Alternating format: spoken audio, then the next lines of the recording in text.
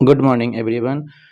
आज के वीडियो में समझना है हमें कि जो डेज़र्ट है वो बनता कैसे है। डेज़र्ट बनने का बहुत सारे रीजंस है, जैसे क्लाइमेट में चेंज होना और बोल सकते हैं कि ऑब्सर्विन जो कि अपतटीय पौने बोलते हैं, और फिर हो सकता है यहाँ पे माउंटेन रेंज का होना।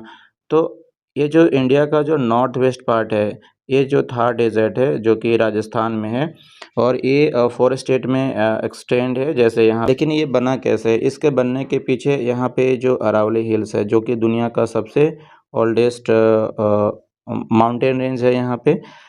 तो इसी अरावली माउंटेन रेंज की वजह से यहाँ पे बना हुआ है।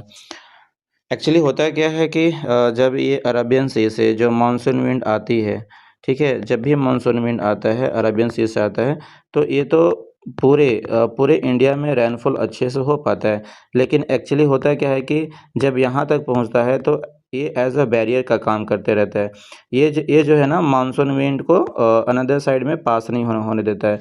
और जब तक ये जो अरावली हिल्स है, अगर उस साइड नहीं जाने देगा तो रेनफॉल जो मानसून विंड है यहाँ तक आ ही नहीं पाता है, जिसकी वजह से यहाँ पे रेनफॉल होना पॉसिबल नहीं है। तो इसलिए यहाँ पे हो जाता है यहाँ पे डेजर्ट एरिया।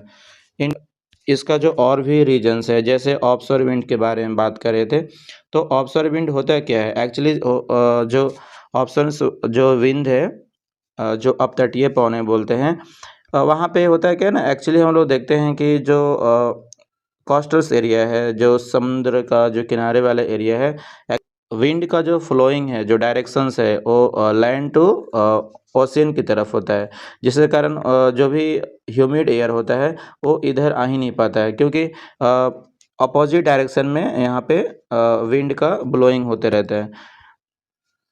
ये यहाँ पे ओशियंस दिखाया गया है, और ओशियंस के यहाँ पे आसपास का जो एरिया है ये बिल्कुल डेजर्ट है, और ये लंबे दूरी तक डेजर्ट बना हुआ है। इसका भी यही रीजन्स है, ऑफशोर विंड। ऑफशोर विंड होता क्या है? ऑफशोर विंड ये होता है, जो इसको हम लोग हिंदी बोल सकते हैं अपतटीय पवनें।